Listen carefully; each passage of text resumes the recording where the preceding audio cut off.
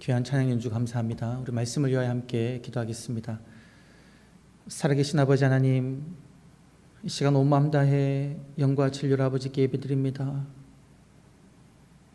우리 예배를 기뻐 받아주시며 이 시간 하나님의 말씀을 부족한 종을 통하여 온전히 선포하시고 주의 말씀이 선포될 때 우리 모든 심령이 아멘으로 반응하게 하여 주옵소서. 감사드리옵고 구주 예수님의 이름으로 기도드리옵나이다. 아멘. 할렐루야. 오늘 우리 모든 성도님들께서 각 가정에서 가족들과 함께 또한 혼자 온전히 하나님만 바라보고 예배드리시는 우리 모든 성도님 한 분 한 분들 가운데 하나님의 임재하심이 있기를 간절히 소망합니다. 여러분, 하박국 2장 20절에 이러한 말씀이 있습니다. 오직 여호와는 그 성전에 계시니 온 땅은 그 앞에서 잠잠할지어다. 하나님께서 성전에 거하신다라고 말씀하셨는데요, 하나님께서는 다윗 성전을 다윗에게 솔로몬에게 짓게 하시고 말씀하시고 난 다음에 나의 이름을 그곳에 두겠다 이렇게 이야기했죠. 그리고 그곳을 향하여 드리는 기도를 내가 들어주겠다라고 이야기했습니다.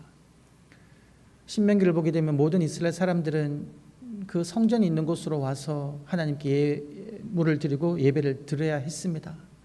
하나님께서 그 성전에 거하신다는 것이죠. 그 성전에 거하신 하나님 앞에 예배드리러 오는 모든 사람들은 자기의 생각을 내려놓고 잠잠히 하나님의 말씀을 들으며 그 말씀에 순종해야 한다라는 것이죠. 그런데 여러분, 이 성전이 어떻게 되었습니까? 이 성전이 바벨론의 공격에 의해서 무너지고 불탔습니다. 이스라엘 백성들은 포로로 잡혀갔지요. 그때 그 성전에 거하시는 하나님께서는 어떻게 되셨을까요, 여러분? 에스겔서를 보게 되면 에스겔 예언자가 그 환상을 봅니다. 하나님 성전에 거하시는 하나님께서 그 성전을 떠나서 포로로 잡혀가 있는 이스라엘 백성들과 함께 그곳으로 가신 그 환상을 보게 됩니다. 성전에 계셨던 하나님께서 포로로 잡혀간 이스라엘 백성들과 함께 거하신다는 것이죠. 그 땅 가운데서 하나님께서는 이스라엘 백성들이 올리는 기도와 그 또 말씀 강독을 들으셨습니다. 그들과 함께 하셨다라는 것이죠. 제사는 드릴 수가 없었지만 포로로 잡혀가 있는 그 땅에서 하나님께 올려드려지는 기도와 찬송과 그 말씀 강독을 하나님께서는 예배로 받으셨다라는 것입니다. 그리고 신약에 와서는 어떠합니까? 예수 그리스도의 십자가 사건으로 인하여서 하나님께서는 우리들에게 분명하게 말씀하셨습니다. 너희 몸은 하나님의 성령에 거하는 하나님의 전인 줄을 알지 못하느냐. 예수 그리스도를 주로 고백하는 우리 한 명 한 명 모두가 성령 하나님이 임재하시는 거룩한 성전이다 라는 것입니다. 그래서 우리들은 하박국 2장 20절 말씀을 이렇게 바꿀 수가 있습니다. 오직 여호와는 우리 안에 계시니 나는 여호와 앞에서 잠잠할지어다. 내 속에 있는 모든 잡다한 생각들, 부정한 생각들은 잠잠할지어다. 이렇게 우리에게 외칠 수 있다는 것이죠. 그리고 이 시간 우리가 함께 예배드리고 있는 우리의 가정 그곳에서도 오직 여호와께서는 하나님의 이름을 부르는 우리의 가정 가운데 거하시니 온 땅은 우리 모든 영혼들은 하나님 앞에 잠잠할지어다. 여호와의 말씀 앞에 순복할지어다. 이렇게 우리들에게 이야기할 수 있다라는 것입니다. 우리 모든 성도님들께서 지금 각 가정에서 예배드리는 이 시간에 우리 성령 하나님께서 우리 성도님들의 가정 가운데, 우리 성도님들의 중심 가운데 임재하여 주셔서 우리 모든 잡다한 생각이 잠잠해지며 하나님을 경험하는 그러한 은혜가, 하나님을 온전히 예배하는 은혜가 있기를 간절히 축원합니다. 여러분, 이 시간 우리가 찬양을 한 곡 함께 부르기를 원하는데요, 우리 주께와 엎드려라는 찬양입니다. 여러분, 이 가사가 어떻게 되냐면, 우리가 주께와 엎드려 경배드립니다. 주님 계신 곳에는 기쁨이 가득합니다. 무엇과도 누구와도 바꿀 수 없습니다. 예배 드림이 기쁨됩니다. 우리 이 시간 이 찬양을 부르실 때에 이 찬양의 가사를 온전한 마음으로 온 가족과 함께 우리 고백하기를 원합니다. 주께와 엎드려 경배드립니다.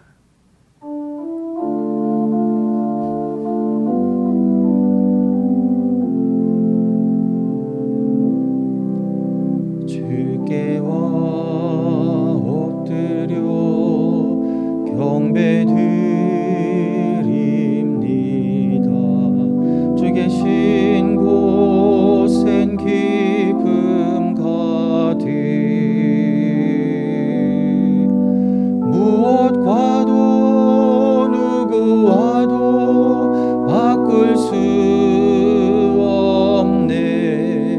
예배드림이 기쁨됨니. 주께와 엎드려, 주께와 엎드려 경배드립니다. 주 계신 곳엔 기쁨 가득, 무엇과도 누구와도 바꿀 수 없네. 예배드림이 기쁨됨니. 다시 한번 고백하겠습니다. 주께와 엎드려, 주께와 엎드려 경배드립니다. 주 계신 곳엔 기쁨 가득, 무엇과도 누구와도 바꿀 수 없네. 예배드림이 기쁨됨니. 주께와 엎드려, 주께와 엎드려 경배드립니다. 주 계신 곳엔 기쁨 가득, 무엇과도 누구와도 바꿀 수 없네. 예배드림이 기쁨됩니다.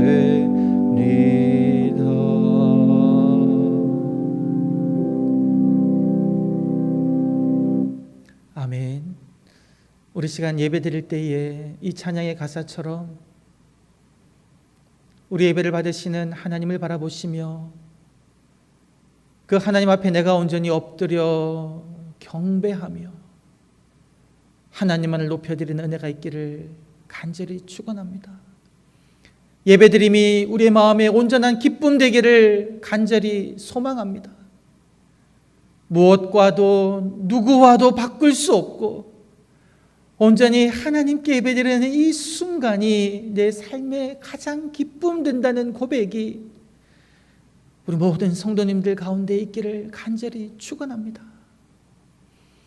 여러분, 저희가 이번 9월 한 달 동안은 예배에 관해서 하나님의 말씀을 듣고자 합니다. 그래서 제가 한 책을 읽었는데요, 우리 A.W. 토저라는 분이 지은 이것이 예배이다, 이것이 예배입니다 라는 책인데, 그 책을 보게 되면 그러한 내용이 나옵니다. 3가지 내용으로 이 책을 요약할 수가 있는데요, 첫 번째는 우리 인간이 만들어진 목적이 예배이다라는 것이죠. 우리의 창조 목적이 예배이다라는 걸 알아야 된다는 것이고요. 두 번째는 무엇이냐면 거짓된 예배가 아니라 참된 예배를 드려야 한다라는 것이 두 번째 장의 제목이었고, 세 번째 장의 제목은 무엇이냐면 우리가 예배를 일이 아니라 우리의 삶 속에서 예배 중심으로 살기를 결단해야 된다, 이러한 내용입니다. 이 중에서 이 토저 목사님이 가장 강조하는 부분이 무엇이냐면 우리 인간의 창조 목적이 하나님을 예배하기 위함이다라는 것이죠. 근데 그분이 그렇게 이야기합니다. 모든 인간은 아담의 타락 이후에 영적 기억 상실력에 걸렸다. 왜 우리가 창조되었는지, 우리가 무슨 목적으로 살아야 하는지를 잊어버렸다라는 것이죠. 예배가 우리의 삶의 목적임에도 불구하고 그것을 알지 못한다라는 겁니다. 우리가 연초에 새해 목표를 잡지 않습니까? 우리 성도님들께서도 또 우리 세상 많은 사람들이 목표를 잡을 때에 그 목표를 보게 되면 이런 내용들이 많습니다. 올 한 해 나의 자산을 얼마나 올려야 되겠다. 그리고 내가 회사에서 인정받기 위해서는 내가 자격증을 몇 개를 따야 되겠다. 혹은 어떤 분들은 올 한 해 내가 독서를 몇 권 정도 해야 되겠다. 그리고 어떤 분은 운동을 하루에 얼마 정도를 해야 되겠다. 이런 목표를 세웁니다. 그런데 여러분, 그 목표를 봐도요, 우리가 무엇을 찾을 수가 없냐면 내가 올 한 해 참된 예배자가 돼야 되겠다. 내가 날마다 예배드리는 자로 살아야 되겠다. 이런 목표를 세우는 분이 많이 없다라는 것이죠. 예배 드리는 것이 우리의 삶의 목표임에도 불구하고, 목적임에도 불구하고 그것을 삶의 목표로 삼는 이들이 드물다라는 것이죠. 왜 그렇습니까? 모르기 때문에 그렇습니다. 잊어버렸기 때문에 그러하다라는 것이죠. 그런데 하나님께서는 분명하게 말씀하시기를, 이사야 43장 21절에 이 백성은 내가 나를 위하여 지었나니 나의 찬송을 부르게 하려 함이니라. 하나님께서 우리를 만드신 목적이 너무나도 분명하고 명확하게 하나님의 찬송을 부르게 하려 함, 즉 하나님께 예배하게 하기 위함이다 라는 것입니다. 오늘 말씀을 보게 되면 23절에 그렇게 이야기하고 있습니다. 하나님께서는 이렇게 참으로 하나님에게 예배하는 자를 찾으신다라는 겁니다. 나의 찬송을 부르게 하기 위하여 지은 이 피조물이 나에게 예배하는 그러한 자를 하나님은 찾기를 원한다라는 것이죠. 여러분, 왜 하나님께서는 무엇을 필요로 하셔서 우리가 하나님을 예배하기를 원하시는 것이겠습니까? 하나님께서 우리에게 무언가를 받기를 원해서 우리가 하나님을 찬양하며 예배하기를 원하시는 것이 아닙니다. 하나님께서는 그냥 우리가 좋으셔서요, 우리가 너무 사랑스러워서 우리 입에서 하나님은 위대하신 분입니다, 하나님은 너무 좋으신 분입니다, 이런 찬양을 듣기를 그냥 하나님은 원하신다라는 것이죠. 여러분, 우리가 자녀를 사랑하지 않습니까? 사랑하는 자녀가 우리들에게 어떠한 태도로 다가오기를 원하십니까? 우리 사랑하는 자녀가 자기 친구들에게 가서 우리 아빠는 너무나 부끄럽고 우리 어머니는 너무나 자랑할 것이 없어서 나는 없는 척하며 살아야겠다, 이런 태도를 보이기를 원하는 부모는 아무도 없을 겁니다. 자녀가 친구들에게 가서 나는 세상에서 우리 부모님이 제일로 좋아, 왜냐하면 우리 부모님은 날마다 나를 격려해, 나를 사랑한다라고 말해, 우리 아버지 어머니 최고야, 이렇게 부모를 칭찬하는, 좋다라고 이야기하는 소리를 듣기를 부모가 원한다라는 것이죠. 우리 하나님도 동일하다라는 겁니다. 하나님께서는 우리가 우리 입으로 하나님 최고입니다, 하나님은 놀라운 분이십니다, 나를 사랑해 주신 하나님 너무나 감사합니다, 이런 찬양의 소리를 울려 퍼지기를, 그 소리를 듣기를 원하고 계시다라는 것이죠. 여러분, 하나님께서 이러한 소리를 듣기를 원하시는데, 우리가 하나님을 예배하기를 원하시는데, 반대로 우리가 그러한 생각을 가질 수가 있습니다. 어떠한 생각을 가질 수 있냐면요, 내가 뭔데 감히 천지를 만드신 하나님께 예배할 수가 있을까? 이 세상을 주관하시고 어디에서나 있는 그 전능하신 하나님을 어찌 감히 내가 내 입으로 그분의 이름을 부르며 찬양하며 영광 돌리며 예배할 수가 있을까? 이렇게 생각할 수가 있다라는 것이죠. 가진 것도 없고 사회적 지위도 변변치 않고 내가 해놓은 업적도 아무것도 없고 드릴 헌금도 없는데 내가 어떻게 하나님께 예배드릴 수 있을까? 이런 생각을 할 수 있는데요, 여러분, 그런 분들이 우리는 이렇게 물어보아야 됩니다. 그러면 여러분, 내가 이 땅에 이루어 놓은 업적이 많으면, 내가 사회적 지위가 높으면, 내가 가진 재물이 많아서 하나님께 많은 것을 바칠 수 있으면 하나님께 예배드릴 수가 있는 자라고 하나님은 생각하실까요? 여러분, 내가 아무리 많은 재물을 가지고 있다 하여도 천지와 그 가운데 있는 모든 것을 소유하신 하나님의 그 소유함에 비하면 그거는 내세울 것이 아무것도 없다라는 겁니다. 우리가 하나님에게 나아갈 수 있는 것은 내게 있는 무언가, 내가 내세울 것 무엇 있어서 하나님에게 나아갈 수 있는 것이 아니다라는 것입니다. 우리가 하나님께 나아갈 수 있는 것은 나의 공로가 아니라 하나님의 은혜로 나아가서 아버지께 예배드릴 수 있다는 것이죠. 하나님께서 이렇게 말씀하셨음에도 불구하고 하나님께 나아가는 것을 우리가 주저할까 봐 심지어 하나님께서는 어떻게 하시냐면요, 우리에게 먼저 다가오십니다. 우리를 찾으러 오신다라는 것이죠. 여러분, 아담과 하와가 하나님의 형상으로 지음받고 난 다음에 하나님과 교제하며 찬양하며 지낼 수 있는 그런 특권을 얻었는데요, 그들이 그만 하나님께서 먹지 말라고 한 선악을 알게 하는 나무 열매를 먹음으로 말미암아 그 마음속에 두려움이 생겨버렸습니다. 그래서 그들은 하나님을 배울 면목이 없고 너무나 두려워서 감히 나가지 못하고 숨어 있었는데요, 그때 누가 그들에게 다가오십니까? 창세기 3장을 보게 되면 하나님께서 평소에 하시던 대로 아담과 하와와 만나서 교제하시며 그들의 경배를 받기 위해서 그들을 찾아가셨다는 겁니다. 아담과 하와야, 내가 어디 있느냐? 이렇게 하나님께서는 죄인된 우리들을 찾아오신다라는 것이지. 오늘 말씀에 보면 한 여인이 등장합니다. 사마리아 지역에 있는 수가성이라는 곳에 살고 있는 한 여인인데요, 여러분, 이 여인은 어떠한 여인이었겠습니까?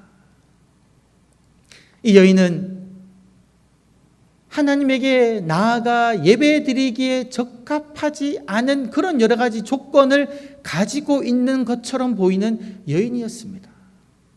출신 지역이 어디였냐면요, 사마리아 지역이었습니다. 여러분, 이 사마리아 지역은 어떤 곳이냐면 유대인들이 생각할 때 그들은 이방인들과 같이 여기는 사람들이었습니다.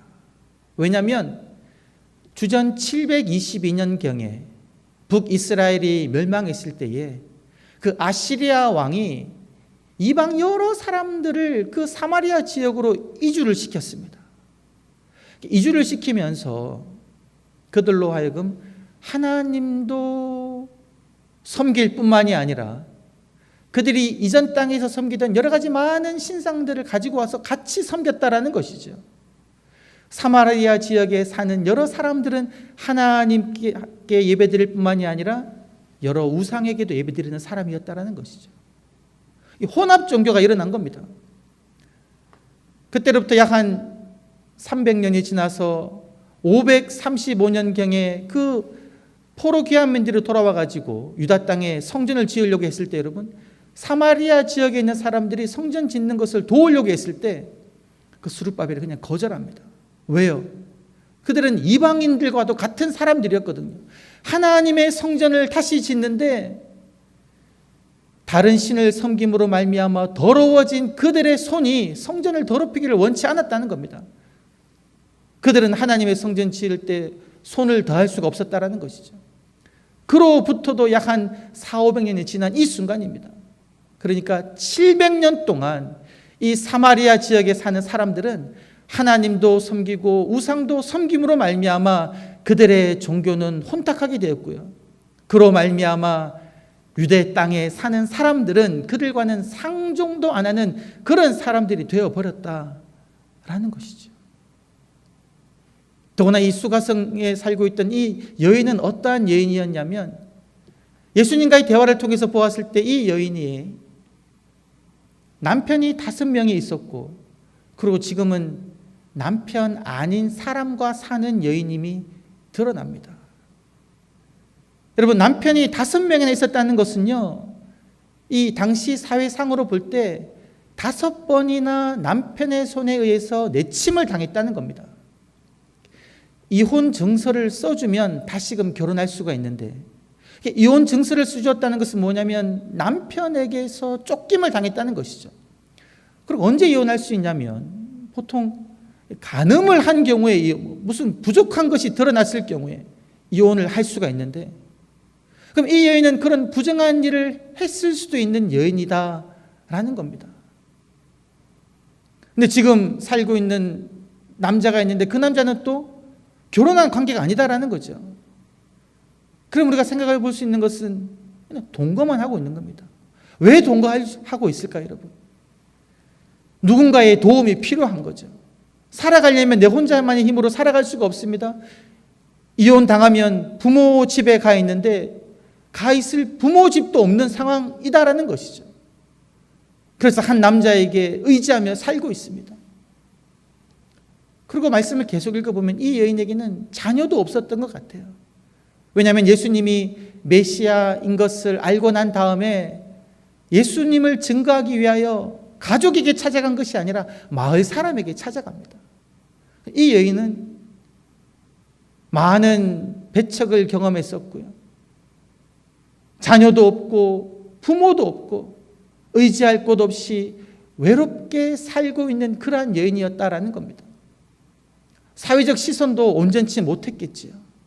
그래서 이 여인은 물 길러 나오는데, 오늘 성경에 나온 그 제6시, 이 성경에서 제6시는 정오를 의미합니다. 햇볕이 쨍쨍 내려쬐는 그 정오에 사람이 아무도 오지 않을 그 시각에 혼자 물 길러 오는 그런 여인이었다라는 겁니다. 이 여인의 마음이 어떠했겠습니까? 사람들의 시선이 이 여인을 얼마나 비방했겠습니까? 우리가 만약에 교회에서 뭐 전도 폭발이라든가 그리고 전도 축제를 한다 그러면 여러분들은 이 수가성 여인을 전도의 대상자로 삼으시겠습니까? 전도의 대상자에도 포함되지 못할 정도로 이 여인의 민족적 출신이라든가 어떤 삶의 정황들이 너무나 어렵고 힘든 그런 상황이었다는 것이죠. 사람들에게 지탄받고 내세울 것 하나 없는 그런 여인이었다라는 겁니다. 그런데 여러분, 이 여인에게 누가 찾아오시냐면요, 아무도 관심을 기울이지 않는 그 여인에게 우리 주 예수님께서 찾아오신 겁니다. 예수님께서 예루살렘에서 저기 북쪽 갈릴리로 올라가시는 길에 이 지역을 지나치게 되셔서 노정에 피곤하셔서 그 우물가에 쉬고 계실 때에 저기서 그 여인이 걸어오는 거죠. 예수님은 그 여인을 보는 순간, 그 얼굴을 보는 순간 이 여인의 삶의 질곡이 다 느껴집니다. 어느 누구에게도 의지할 데 없고 손가락질 받는 그 여인, 이 여인의 마음을 예수님께서는 아시고 먼저 예수님께서 그 여인에게 다가가신다는 것이죠. 예수님이 먼저 말씀하십니다. 내게 마실 것을 좀 주시오. 여러분, 이 요청은요, 사실은 이 여인의 자존감을 높이는 말입니다.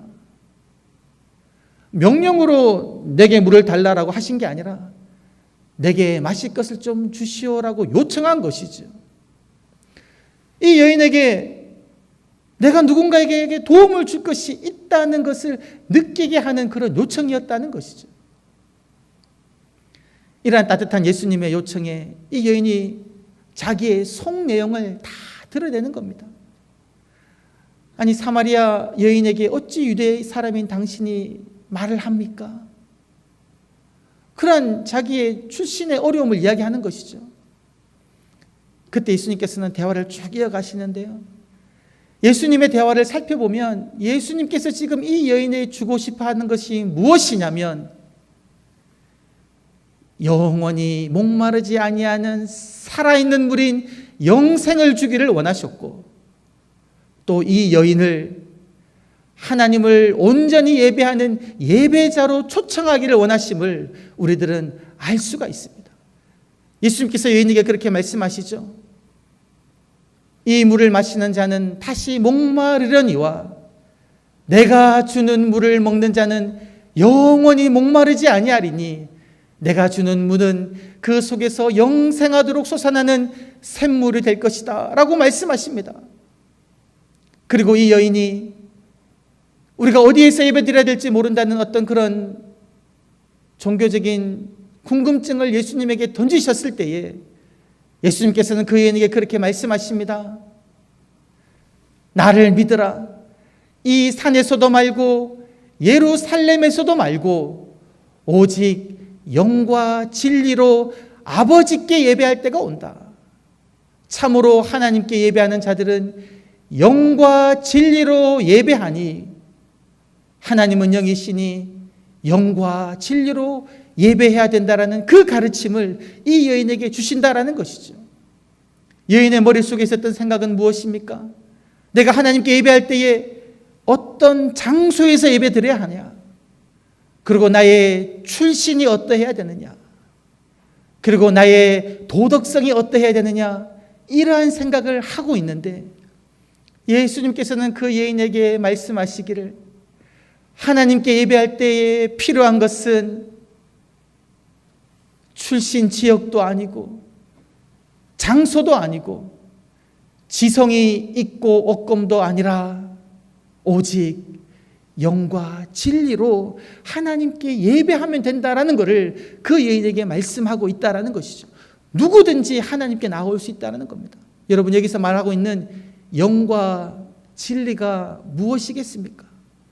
이 영과 진리는요, 내가 무엇인가, 나의 공로로 무엇인가 해서 얻을 수 있는 것이 결코 아닙니다. 여기서 영은 성령 하나님을 의미하고요, 여기서 진리는 참 진리 대신 예수 그리스도를 의미한다는 겁니다. 우리가 어떻게 하나님께 나아가 예배드릴 수가 있습니까? 나를 위하여 이 땅에 오셔서 십자가를 지시고 죽으시고 부활하신 예수 그리스도로 인하여 우리들은 하나님께 나아갈 수가 있다는 것이죠. 그리고 우리 안에 내주하시는 성령 하나님으로 인하여 성령 하나님의 인도하심을 받아 하나님께 나아가 예배할 수가 있다라는 것입니다. 내가 내세울 것이 아무것도 없다 할지라도, 내가 도덕적으로 정결하지 않다 할지라도, 내가 배운 것이 아무것도 없다 할지라도 하나님께서 우리를 위하여 만들어 놓으신 그 길, 예수 그리스도를 통하여, 그리고 성령 하나님의 인도하심을 통하여 우리들은 온전히 기쁨 가운데 하나님을 예배할 수가 있다는 겁니다. 이러한 은혜를 우리가 받았다라는 것이죠. 우리가 길을 가면서 창조주 하나님을 바라보며 하나님을 찬양하며 예배할 수가 있습니다. 우리의 가정 가운데서 사랑하는 이들을 바라보며 이 귀한 가족을 주신 하나님을 찬양하며 예배할 수가 있다라는 것이죠.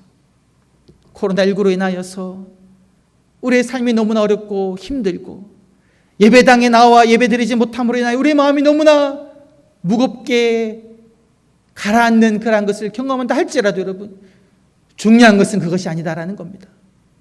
이곳에서도 말고 저곳에서도 말고 오직 영과 진리로 나를 위하여 십자가를 지신 예수 그리스도와 내 안에 내주하시는 성령 하나님으로 인하여 우리들은 온전히 하나님을 찬양하며 예배할 수 있는 줄 믿습니다.